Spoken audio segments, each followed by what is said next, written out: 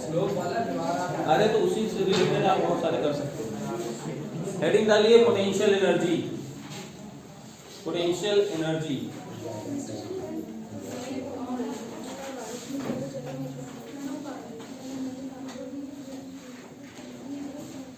Potential energy, ठीक है। अब पोटेंशियल एनर्जी में क्या लिखोगे? लिखो it is the energy possessed by any object, it is the energy possessed by any object, it is the energy possessed by any object due to virtue of its position.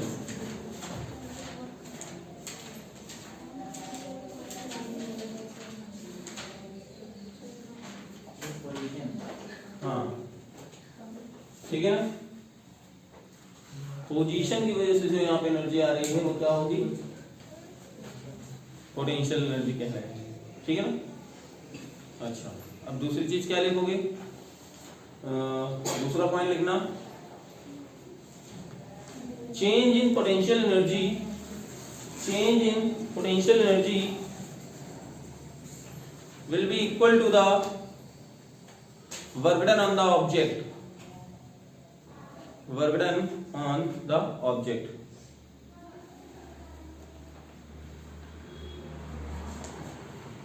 Clear है? On the object. अब जैसे देखो मैं बता रहा हूं कैसे, और एक फॉर्मूला आपको लिख लेना है W is equal to minus delta U। मतलब हम लोग देख सकते हैं U जैसे होता क्या है, हमेशा डेल्टा जब लिखते हैं ना तो मतलब फाइनल माइनस इनिशियल करते हैं। तो अगर ये माइनस लगा हुआ है तो माइनस हटा देंगे, U initial minus U final आ जाएगा। अब जरा इस चीज को समझना कि मैं कहना क्या चाह रहा था, ठीक है। जैसे मैं अभी आया, ठीक है ना, और मैंने पढ़ाना शुरू किया, 2 घंटे पढ़ाया, 2 घंटे बाद मेरी एनर्जी क्या होगी? डाउन। कुछ ना कुछ वर्क डन हुआ तब एनर्जी क्या है? डाउन। तो उस वजह से सेम प्रोसेस, किसी भी सिस्टम पे अगर वर्क हो रहा है, सपोज मैं अगर वर्क कर रहा हूं तो मेरी एनर्जी क्या होगी? डिक्रीज करेगी, है ना। तो वही एनर्जी यहाँ पे क्या साइन इंडिकेट कर रहा है कि अगर मैंने वर्क डन पॉजिटिव किया हुआ है तो मेरी जो पोटेंशियल एनर्जी है वो क्या हो रही होगी? डिक्रीज होगी, है ना। या फिर यहाँ से देख सकते हो कि देखो मेरी एनर्जी बहुत थी, बाद में मेरी एनर्जी क्या बची? कम बची। तो जो यहाँ पे एनर्जी का लॉस हुआ वही कहाँ चला गया? वर्क डन में गया। बोलो बात समझ में आ रही कि नहीं आ रही? नहीं आ रही? आई नहीं आई? आई बात समझ में ना क्या बात मैं बोल रहा हूँ? पोटेंशियल एनर्जी कैसे डिफाइन करोगे? सर जो पोजीशन की वजह से उस पे एनर्जी होगी वो उसको बोलेंगे पोटेंशियल एनर्जी, ठीक है। और किसी ऑब्जेक्ट की पोजीशन चेंज करने में कोई आदमी आएगा, एक्सटर्नल एजेंट आएगा, वो वहां वर्क करेगा, ठीक है ना। तो अगर वो वर्क हो रहा है उस सिस्टम में, तो सिस्टम में वर्क हो रहा है ना, तो उसकी एनर्जी क्या होगी? इंक्रीज कर रही है, ठीक है ना। और कौन वर्क कर रहा है? एक्सटर्नल एजेंट वर्क कर रहा है। थोड़ा इसको मैं तुम्हें और इस तरह समझाता हूँ तो और समझ में आएगा। देखो जैसे यहाँ पे कोई ऑब्जेक्ट है, ठीक है, कोई एक्सटर्नल एजेंट आए, कह रहे हैं यार ये यहाँ अच्छी नहीं लग रही ये बॉल, इसको थोड़ा ऊपर लेके चलो। कहाँ लेके चलना है? H height. अच्छा चलो भाई यहाँ आए, ठीक है। तो जब यहाँ से ऊपर जा रहा था, जरा देखो mg किधर लग रहा था? नीचे। और ये हाइट किधर जा रही थी? ऊपर। हो रहा था नहीं हो रहा था? बोलो यार। तो अगर यहाँ से कोई लेके जा रहा है, कहाँ तक लेके जा रहा है? B तक, ठीक है ना। तो डिस्प्लेसमेंट कैसे है? पॉजिटिव। फोर्स नीचे है तो यहाँ पे लिखेंगे कि work done by gravitational force कितना होगा? तो आप कहोगे सर फोर्स इनटू डिस्प्लेसमेंट होता है, फोर्स तो mg लग रहा था, डिस्प्लेसमेंट h हो रहा था, लेकिन cos 180 क्योंकि डायरेक्शन फोर्स के नीचे और डिस्प्लेसमेंट के ऊपर, यहाँ से माइनस mgh आया ना। और अभी आपने क्या बताया कि जो वर्क डन होता है वो minus u final minus u initial होता है। बोलो बात समझ आ रही है? तो minus mgh minus u final minus u minus minus cancel. अच्छा सर ये तो बेस पॉइंट था ना, बेस पॉइंट था, तो ये बेस पॉइंट मतलब कोई हाइट तो है नहीं, तो यानी जब हाइट ही नहीं तो इसमें पोजीशन क्या हो जाएगी, इसकी पोटेंशियल एनर्जी हो जाएगी 0। तो यू फाइनल कितना हो गया mgh। तो बात समझ में आई नहीं आई? क्यों यहाँ पे mgh आया? क्योंकि आप ग्रेविटेशनल फोर्स के अगेंस्ट वर्क कर रहे थे ना। बोलो भाई, ग्रेविटेशनल फोर्स के अगेंस्ट इस पे वर्क हो रहा था कि नहीं हो रहा था, है ना? तो यहाँ वर्क डन नेगेटिव था, तो पोटेंशियल एनर्जी यहाँ पे क्या हो रही, बढ़ रही है। मतलब एक बात समझो, जरा ध्यान सुनना, कहने का भी माइनस साइन बहुत इंपॉर्टेंट है, अभी आप नहीं समझ रहे हो तो फिर दिक्कत होगी। अगर वर्क डन नेगेटिव होगा किसी में, इसका मतलब उसकी एनर्जी बढ़ रही है। जैसे मुझे ही है वर्क डन, मतलब मुझ पे कौन वर्क करे, लाख कोई सब लोग काजू किशमिश मेवा सब खिलाने लगे मुझे, तो मेरी एनर्जी क्या होगी, धीरे धीरे बढ़ेगी। यानी मुझ पे लोग काम कर रहे हैं ना, लेके आ रहे हैं, मुझे खिला रहे हैं, तो मुझ पे वर्क हो रहा है, तो यानी मेरी एनर्जी क्या हो रही, बढ़ रही। लेकिन अगर उसी जगह मैं क्या करूं, मैं यहाँ पे बोलता रहूं, 2 घंटे तक चिल्लाता रहूं, वर्क करता रहूं, तो मेरी एनर्जी क्या होगी। बस ये साइन अब आपको समझ में आना चाहिए। अब देखो, जैसे मैंने यहाँ पे क्या एग्जांपल दिया, यहाँ पे लिखेंगे एप्लीकेशन कैसे इसको समझेंगे। Let us consider a ball is taken from point A two point be against gravitational force. यहाँ पे लिखते हैं कंसीडर, ये एप्लीकेशन है, ठीक है ना। इतना तो कॉन्सेप्ट था, इतना ये कॉन्सेप्ट था, इसका एप्लीकेशन ये है, ठीक है ना। क्या है, let us consider a ball of mass small m taken from point A to B against gravitational force।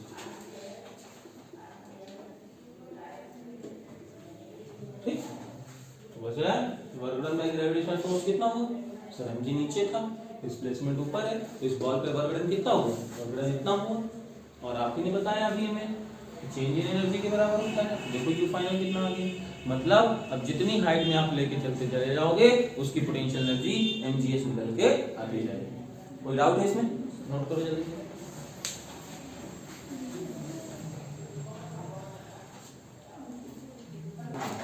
एक इंपॉर्टेंट पॉइंट यहाँ पे और लिख लेना, क्या, work done by conservative force in a close loop always 0। Work done by conservative force, हाँ पढ़ा है नहीं, कंजर्वेटिव और नॉन कंजर्वेटिव निकालना, वो नहीं निकाल पाओगे, रुक जाओ। वर्क डन बाय कंजर्वेटिव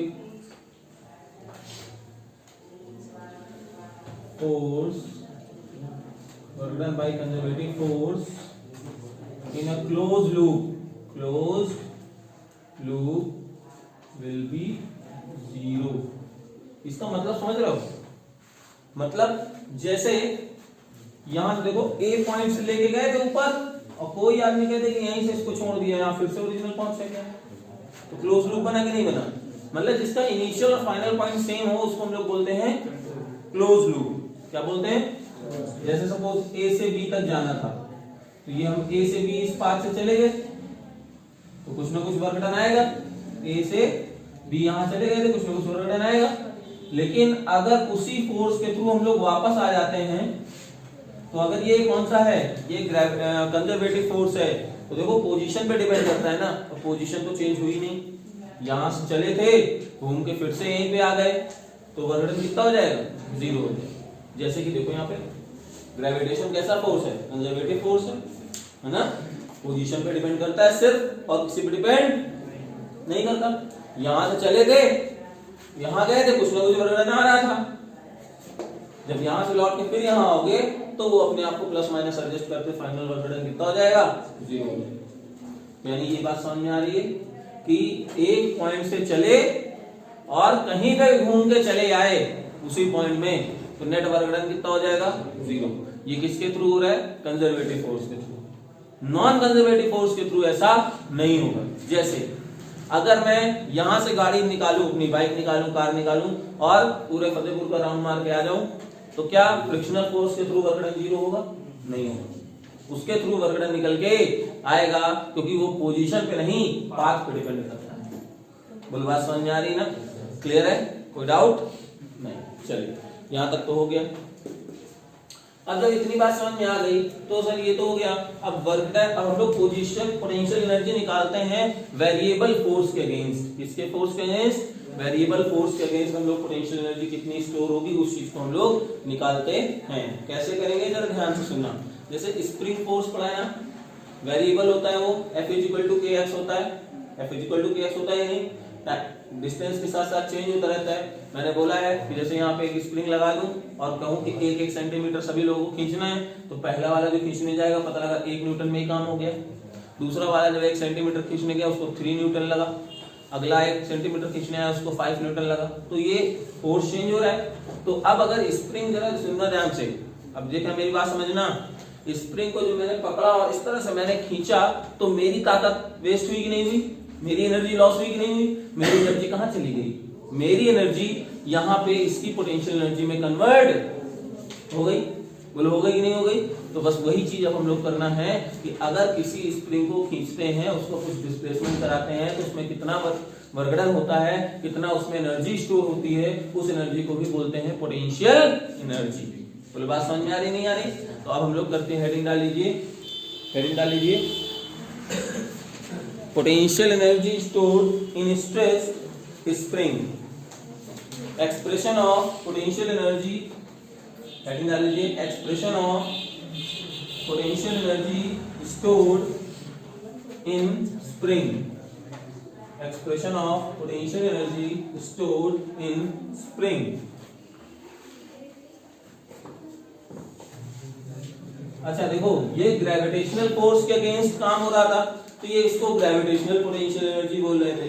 वो स्प्रिंग के उस साथ हो रहा है तो उसको हम लोग स्प्रिंग पोटेंशियल एनर्जी बोलेंगे। आगे आने वाले टाइम में जब आप 12th में पढ़ोगे इलेक्ट्रिक, तो वहां इलेक्ट्रिसिटी फोर्स के अगेंस्ट काम हो रहा है तो उसको इलेक्ट्रिक पोटेंशियल एनर्जी बोलेंगे। ठीक है ना? तो उसी तरह से जो नेचर चेंज होगा फोर्स का, तो उसका पोटेंशियल एनर्जी का नेचर भी चेंज होता जाएगा।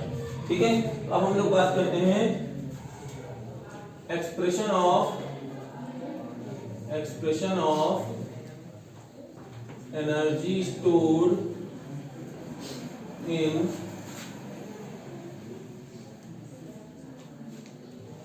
expression of energy stored in stressed spring, expression of potential energy stored है ना, expression of potential energy expression of potential energy stored in stress spring. चलो देखो कैसे करेंगे, ध्यान सुनना बेटे। कोई जैसे यहाँ पे अगर कोई एक स्प्रिंग थी, ये नॉर्मल लेंथ पे थी, इस पे कोई इलॉन्गेशन नहीं था, नॉर्मल लेंथ पे थी, इसमें कोई इलॉन्गेशन नहीं। ठीक, अब अगर आप आए और आपने इस स्प्रिंग को खींचा और खींच करके इतना इलॉन्गेट कर दिया, ये डिस्टेंस x0 कर दिया, सपोज कितना कर दिया, x0 कर दिया, और ये रहा आपका F एक्सटर्नल फोर्स। ठीक, तो अब कोई पूछ रहा है इसमें कितनी एनर्जी स्टोर हो गई। ठीक है ना? तो कैसे करेंगे, तो हम लोग यहाँ पे एक छोटा सा सेगमेंट कट कर लेते हैं। सर आपने बताया है कि स्प्रिंग फोर्स कितना होता है, तो हमने कहा देखो स्प्रिंग फोर्स जो होता है वो होता क्या है, बेसिकली स्प्रिंग फोर्स है the force that act on the spring to bring it in equilibrium position। वो उसकी इनिशियल पोजीशन में ले जाने के लिए फोर्स लगता है, उसको स्प्रिंग फोर्स बोलते हैं। मैंने ये बात आपको लिखाई थी जब टाइप्स ऑफ फोर्स पढ़ाया था, फिर से एक बार बता देता हूँ, यहाँ पे भी लिखाऊंगा क्या होता है स्प्रिंग फोर्स। स्प्रिंग फोर्स या restoring force is the force that always wants to bring back in its original position of the spring. जैसे अगर आप इसको एक्सटेंड करेंगे तो इसमें क्या होगा, इसमें पीछे की तरफ अगर आप एक्सटर्नल आगे लगा रहे हैं तो यहाँ पे एक फोर्स इधर लगेगा जिसको हम लोग रिस्टोरिंग फोर्स बोलेंगे। क्या बोलेंगे? और ये इसको क्या करना चाहेगा, ये स्प्रिंग को ओरिजिनल इसी पोजीशन में लेके जाने की कोशिश करेगा। ठीक है ना? आगे बात समझ में। तो अब ये वैल्यू कितनी होती है सर, ये स्प्रिंग फोर्स या रिस्टोरिंग फोर्स की वैल्यू होती है kx। हम लोग यहाँ पे एक माइनस साइन भी लगा सकते हैं, हम लोग यहाँ पे रिस्टोरिंग फोर्स लिख लेते हैं, रिस्टोरिंग फोर्स, और इसकी वैल्यू क्या होगी, F restoring value minus kx लिख दिया। वेयर माइनस साइन इंडिकेट्स, क्या इंडिकेट करता है, direction of force and displacement, force and displacement are opposite. ठीक है ना, चलो भाई बात समझ आ रही कि नहीं आ रही, क्लियर है, ओके। तो अब यहाँ पे अपोजिट है बेटा, ध्यान सुनो। अब हम लोग क्या बात करेंगे सर, एट एनी इंस्टेंट, सुनिए ध्यान से बेटा, सपोज ये रिस्टोरिंग फोर्स इस पर्टिकुलर इंस्टेंट में जहां पे डिस्टेंस x था उस समय इस रिस्टोरिंग फोर्स की वैल्यू माइनस kx थी। अगर यहाँ पे डिस्प्लेसमेंट dx हुआ होता, देखो भाई ये डिस्टेंस कितना है, डिस्प्लेसमेंट dx है, जरा ध्यान सुनना। यहाँ पे ये ब्लू कलर की लाइन में फोर्स कितना लग रहा है, kx लग रहा है, बस हल्का सामने खींचा तो वर्डन ये dx डिस्प्लेसमेंट कराने में कितना हुआ, dw हुआ कि नहीं हुआ। तो हम लोग यहाँ पे क्या लिखेंगे work done by external agent to stress spring up to distance dx is dw। तो dw की वैल्यू क्या हो जाएगी, f एक्सटर्नल इंटू dx। बोलो बात समझ में आई नहीं आई, क्लियर है, ओके। अब बात ये आती है कि सर f एक्सटर्नल जो है माइनस f रिस्टोरिंग के बराबर है, क्योंकि जस्ट देखो अगर ये रिस्टोरिंग इधर है, f एक्सटर्नल अप्रॉक्स सेम लगना चाहिए तभी ये इधर आएगा, यानी f एक्सटर्नल f रिस्टोरिंग के बराबर है। तो हम लोग यहाँ पे इसको kx लिख सकते हैं, क्यों, माइनस तो रहेगा ही रहेगा, और इसका minus kx, minus f restoring, हाँ माइनस f एक्सटर्नल की डायरेक्शन इधर है, रिस्टोरिंग की डायरेक्शन इधर है, इधर है, ठीक है ना। तो यानी हम लोग यहाँ पे f एक्सटर्नल की जगह पे अगर लिखेंगे तो यहाँ पे माइनस f रिस्टोरिंग लिखेंगे या नहीं लिखेंगे, बोलो लिखेंगे, आ गई बात समझ में, ओके। तो अब जब यहाँ से हमने वो लिख दिया तो सर अब रिस्टोरिंग में देखो जो हम लोग यहाँ पे माइनस ले रहे थे ना वो नहीं लेंगे, क्यों नहीं लेंगे, रिस्टोरिंग में जो माइनस ले रहे थे वो अब नहीं लेंगे, क्योंकि सर रिस्टोरिंग वाली डायरेक्शन तो इधर ही दिखा रही थी ना, और ऑलरेडी आपने वहां पे माइनस साइन एक लगा दिया है। तो यहाँ पे क्या हो जाएगा, माइनस के, अब देखो यहाँ पे देखो, ये देखो इन दोनों वेक्टर्स के बीच में जरा देख लो, cos fr dx cos 180 कितना हुआ, देखो यहाँ से ये माइनस 1 आ जाएगा। अब हो गया fr इंटू dx, fr की value kx into dx for total work done. और अभी सारा कुछ मैं फिर से बता दूंगा, परेशान मत होना। टोटल वर्क डन कितना हो जाएगा, w 0 टू w, ठीक है ना, और ये कितना 0 to x not k x dx k x square by 2 0 to x not w की value half k x square x not square, ठीक है। फिर से बताता हूँ सारी चीजें, कोई डाउट नहीं होनी चाहिए। हम लोग क्या लिख रहे हैं sir, initially spring is at rest, no extension, external force applied on the spring so that it is elongated in positive x-axis, so restoring force will act in backward direction, that's why this minus sign acts here, okay। आगे बात समझ में, at any instant elongation is x, so restoring force is kx। during this instant if any external agent want to move displacement dx, then work done will be f external into dx, clear है, आगे बात समझ में। लेकिन f external है कितना, इधर में माइनस kx के बराबर, तो देखो f माइनस fr के बराबर हो गया, और fr का मैग्नीट्यूड कितना था kx, इसलिए एफ आर का मैग्नीट्यूड यहाँ पे प्लस देंगे। लेकिन देखो एफ आर हमारा किधर जा रहा है, इधर जा रहा है, और थीटा किधर है, मतलब ये dx इधर जा रहा था। एफ आर रिस्टोरिंग फोर्स इधर, डिस्प्लेसमेंट इधर, दोनों के बीच में एंगल 180 डिग्री, बोलवाया नहीं आया तो cos 180 यहाँ पे देखो वेक्टर हटाया, a डॉट भी रखे थे तो यहाँ से जैसे ही a डॉट भी रखा था, a डॉट भी हटा कर cos 180 लेकर के आए, सीधे यहाँ पे माइनस साइन हट गया, एफ आर इंटू dx आ गई। क्लियर है? अब जब यहाँ पे एफ आर इंटू dx आया तो हम लोग क्या करेंगे, एफ आर की वैल्यू ks dx इंटू ये इंटीग्रेट करेंगे। कहाँ से कहाँ तक सर? पहले इलॉन्गेशन कितना था 0, बाद में कितना हो गया था x नॉट, तो लिमिट हो गई a स्क्वायर बाय 2, 0 से x not half kx square. तो बोलो बात समझ में आई? कहीं पे ना आया हो तो बताओ। एक बार यहाँ पे थोड़ी सी प्रॉब्लम हो रही होगी आपको, किसी को हो रही है? अब पहले रुको, पहले ये फिगर बना लो, फिर हम लोग लिख लेते हैं। पहले हेडिंग डालो, पहले स्प्रिंग फोर्स क्या होता है या रिस्टोरिंग फोर्स। रिस्टोरिंग फोर्स लिखो पहले, रिस्टोरिंग फोर्स, रिस्टोरिंग फोर्स लिखिए।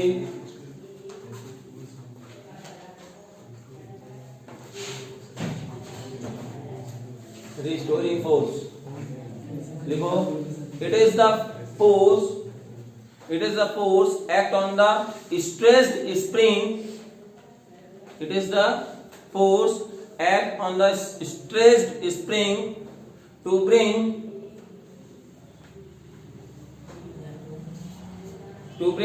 it its original position,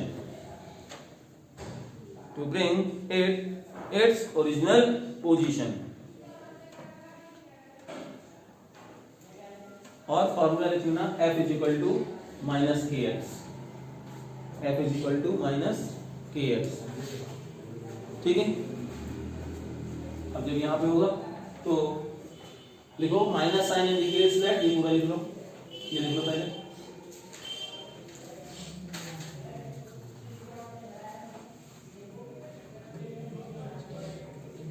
ये लिख लिया।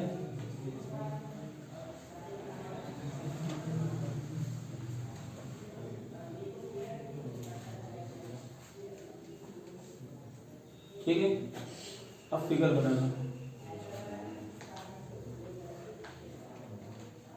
अब डेरिवेशन करना है तो फिगर बना लो। लैंग्वेज भी दिखानी है इसलिए साथ साथ काम करना है। फिगर बना लो। अभी वो अपने मन से मत करना, हम बताएंगे। ठीक?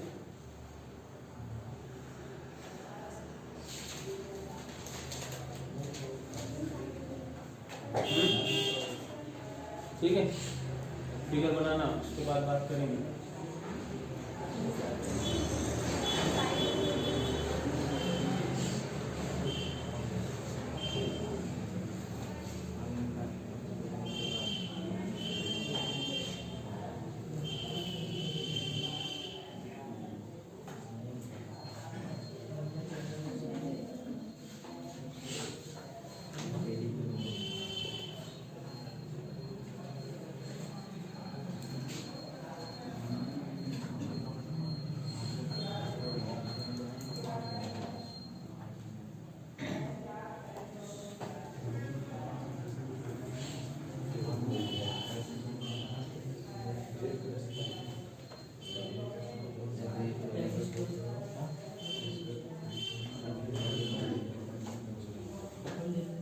ठीक है?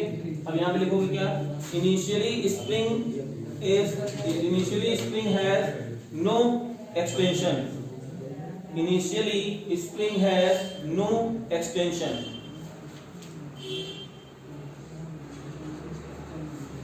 Initially spring has no extension. ठीक? नीचे लिखना, when external agent applied force F,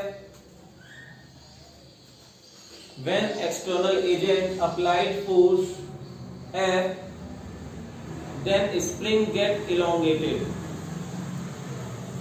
then spring get elongated, then spring get elongated, when external agent applied force F, then spring get elongated। At distance x, at distance x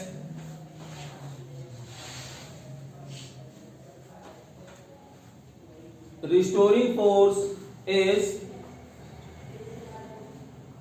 kx. ठीक है ना, full stop. To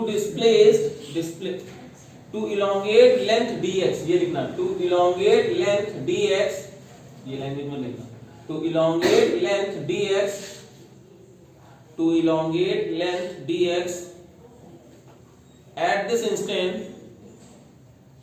work done is dw, work done is dw. ठीक है, बस अब यहां से लेकर के ये पूरा लिखना. इसमें कोई डाउट हो किसी को तो बताना मुझे, क्योंकि एक्सटर्नल एजेंट का फोर्स इधर है और डिस्प्लेसमेंट भी इधर है, तो ये देखो दोनों यहाँ पे ये आ गए. ठीक है, हाँ.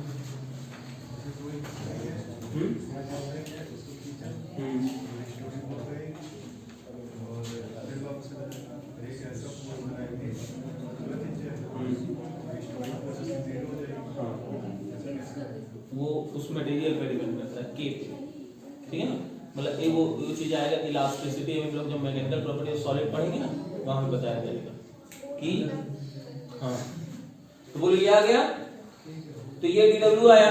अब क्या लिखोगे, for total work done for elongation x not, total work done for elongation x not.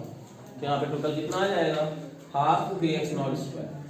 अच्छा, k क्या है आपको पता है, spring constant, depends on material. जैसे किसी दूसरे मटेरियल के लिए तो k की वैल्यू कम ज्यादा हो सकती है ना. आधी बात समझ में नहीं आ रही. जैसे कोई दूसरी स्प्रिंग खींचो तो पता लगा बहुत ज्यादा फोर्स लग रहा है, हल्की वाली स्प्रिंग खींचा तो उसमें थोड़ा सा ही फोर्स लगाने में वो 2 सेंटीमीटर आगे खींचाई. तो डिपेंड करता है ना मटेरियल पे कि कौन सा स्प्रिंग कितना ज्यादा फोर्स पर यूनिट लेंथ ले रहा है. पता लगा 1 सेंटीमीटर में जो खींचने में 2 न्यूटन ले रहा है और कोई ऐसी स्प्रिंग है जो 1 सेंटीमीटर खींचने में 5 न्यूटन ले रहा है, तो के की वैल्यू सबकी अलग अलग हो जाएगी. बोलो बात समझ में आ रही नहीं आ रही. तो अब क्या समझे, स्प्रिंग में जो फोर्स लगता है वो kx है, लेकिन जो एनर्जी स्टोर है वो कितनी है, हाफ kx स्क्वायर है. बोलो बात समझ में आई नहीं आई. स्प्रिंग में जो एनर्जी स्टोर है वो कितनी है, हाफ kx स्क्वायर. बोलो बात समझ में आई नहीं आई. अब देखो इसके क्वेश्चंस करेंगे, कितने मजेदार होंगे, मजा आएगी तुमको. लगाएं.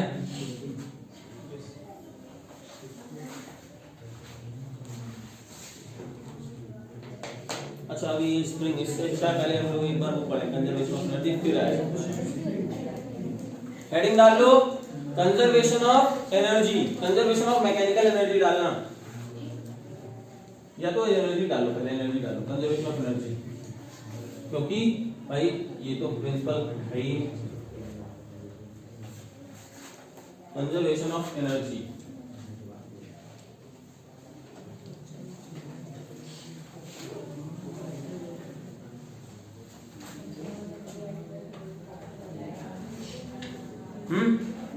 ठीक है, तो कंजर्वेशन ऑफ एनर्जी सबको पता है sir, energy neither be created not destroyed, it can be convert from one form to another form. ठीक है, तो लिखो पहले, according to this principle total energy of the system remains conserved, total energy of the system remains conserved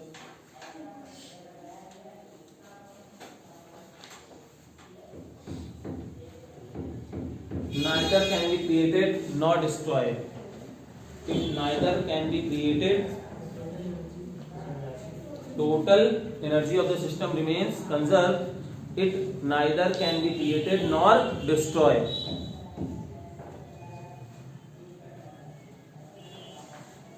Full stop. It can be transformed from one form of energy to another form.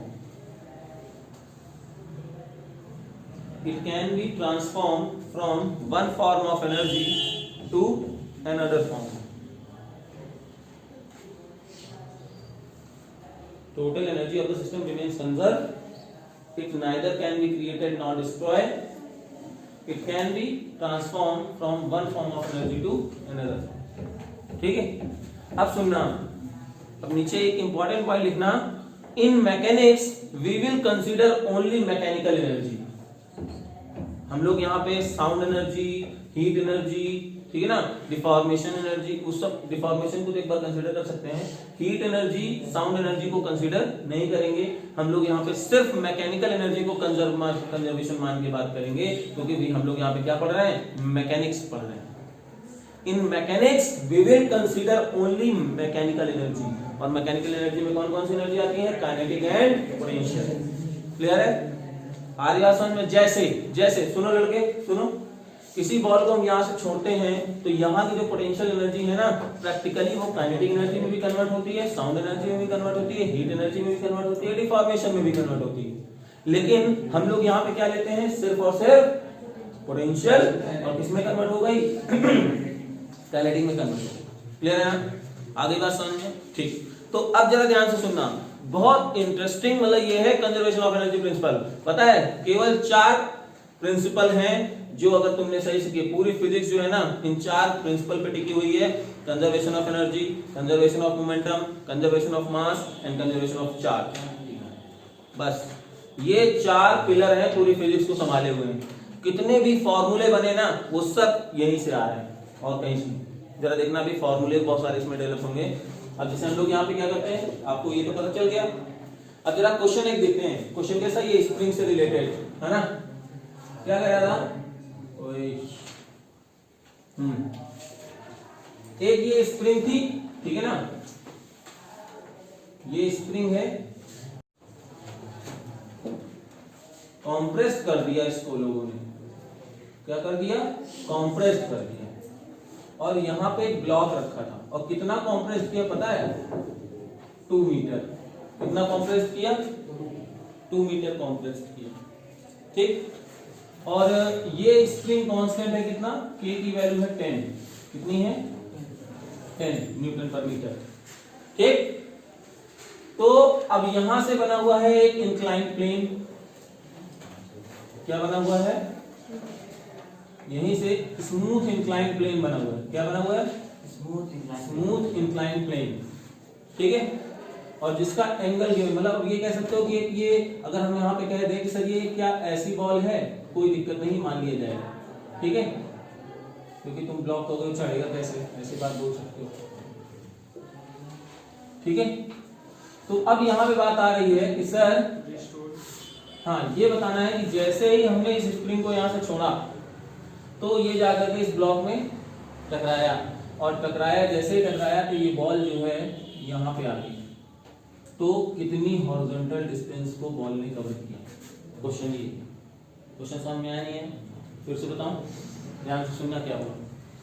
A ball is placed as shown in figure, ठीक है ना, और spring is compressed such that extreme point of the spring and ball have distance 2 metre. ठीक है ना, when spring is just released then it strike to the ball and then ball going inclined up to height catch। ठीक है ना, पूछा गया what is the horizontal distance covered by the ball, not horizontal distance है, हाँ ball का mass given है, ball का मास गिवन है 0.5 kg है, क्या दिक्कत है, क्वेश्चन समझ में आ गया, किसी को कोई डाउट है, स्प्रिंग कंप्रेस देखो ना, इसकी नेचुरल जो स्प्रिंग की लेंथ है, नेचुरल जो स्प्रिंग की लेंथ थी वो यहां तक थी, ऐसे ऐसे थी वो, लेकिन उसको किसी ने क्या किया, कंप्रेस कर दिया। क्वेश्चन समझ में आ गया, क्वेश्चन बोल दूं क्या, लिखो, a spring is compressed 2 meter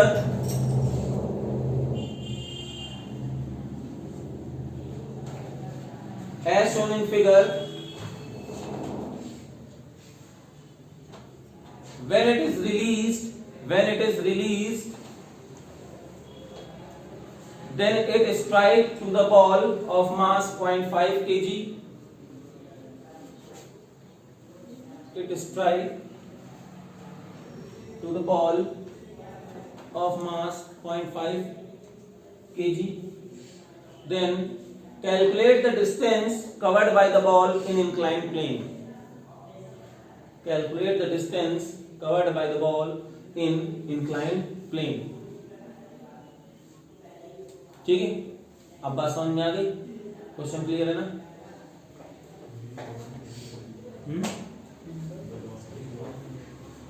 velocity है नहीं,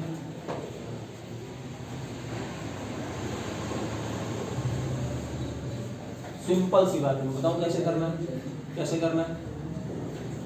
स्प्रिंग की जो पोटेंशियल एनर्जी है वो इसकी काइनेटिक एनर्जी में कन्वर्ट हो जाएगा और इसकी जो काइनेटिक एनर्जी है वो यहाँ की पोटेंशियल एनर्जी में कन्वर्ट हो जाएगा। समझ बता रही नहीं यार? क्यों? क्योंकि सर कंजर्वेशन ऑफ एनर्जी अभी तो पढ़ा है आपने, क्या बताया कि energy can be transfer from one form to.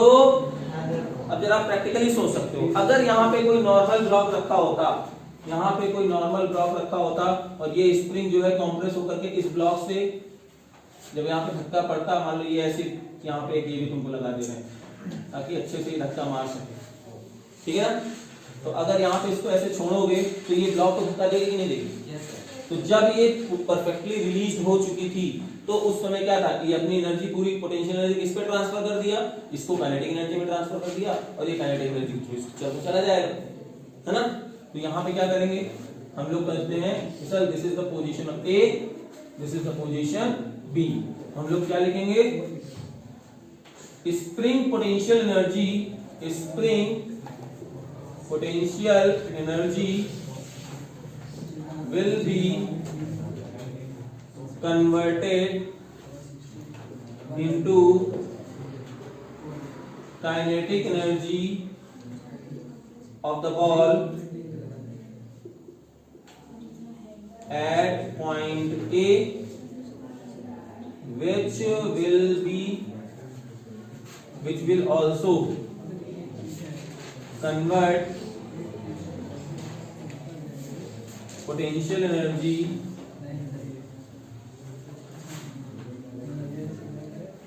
of the ball at point B। बोल बात समझ में आई नहीं है? क्लियर है?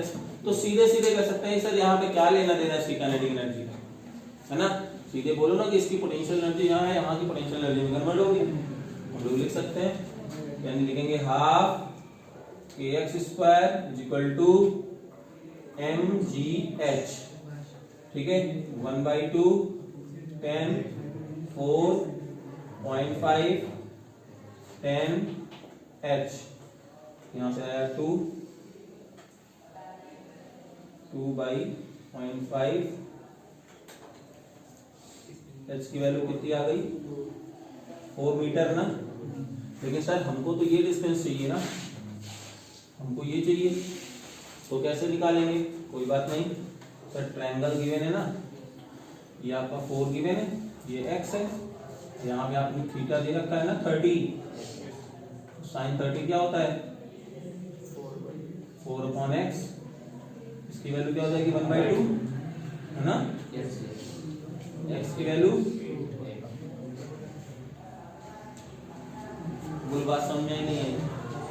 कितने लोगों को समझ में ही नहीं आया? कुछ आया?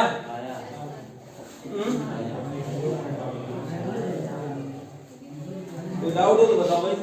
हाँ, cos थीटा इक्वल टू होता परपेंडिकुलर अपॉन हाइपोटेन्यूज।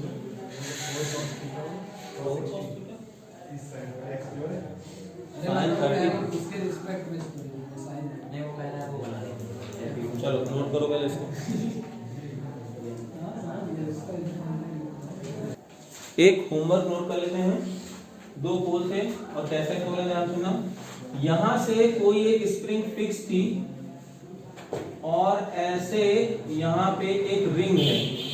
ये रिंग है जिसका मास स्मॉल m है। रिंग का मास कितना है? स्मॉल m से फिक्स था और इसमें अनस्ट्रेस्ड स्प्रिंग थी। कैसी थी? अनस्ट्रेस्ड, कोई स्ट्रेचिंग नहीं हुई। ठीक है, और ये डिस्टेंस कितनी गिवन थी? ये डिस्टेंस थी d। कितना है? d। आप आए और आपने क्या किया? ये रिंग को लेकर के यहां तक चले गए तो स्प्रिंग तो ऐसे इलांगेट हो गई भैया। बोलो है ना? बात समझ आ रही नहीं आ रही? और ये कितना है, ये हो गया, ये एल हो गया, कितना हो गया, एल। और ये एंगल कितना बनाया, एंगल 37 डिग्री बनाया, कितना बनाया, 37 डिग्री। और ये हाइट है इसकी h, कितनी है, और यहां पे इस समय इसकी वेलोसिटी है 0, रिंग की वेलोसिटी कितनी है। और जैसे ही अब आप यहां से छोड़ोगे ना, स्मूथली आता है विदाउट एनी फ्रिक्शन, तो कह रहा है जब अपनी मीन पोजीशन से फिर वापस जाएगा तो उस समय इसके पास कितनी वेलोसिटी होगी। तो हमको निकालना क्या है, यहां पे वेलोसिटी निकालना है। क्वेश्चन समझ लेना, फिर से क्वेश्चन देख लेना, ट्राई करना, हो जाए तो अच्छी बात है, नहीं तो हम बताएंगे। और हो क्या रहा है, ध्यान से सुनना, यहाँ पे फिक्स है, ये नॉर्मल अनस्ट्रेच्ड स्प्रिंग थी जो कि डिस्टेंस एल बी था, ये यहाँ पे रिंग लगी हुई जिसका मास स्मॉल एम है। आप आए, उठाए, कितना इलास्टिक किया एल, और इसको फिर यहाँ से छोड़ दिया, तो बड़ी तेजी से नीचे आएगी नहीं आएगी, आएगी ना। तो यहाँ पे इसकी वेलोसिटी पूछी गई, ठीक है, तो इसको ट्राई करना, हो जाए।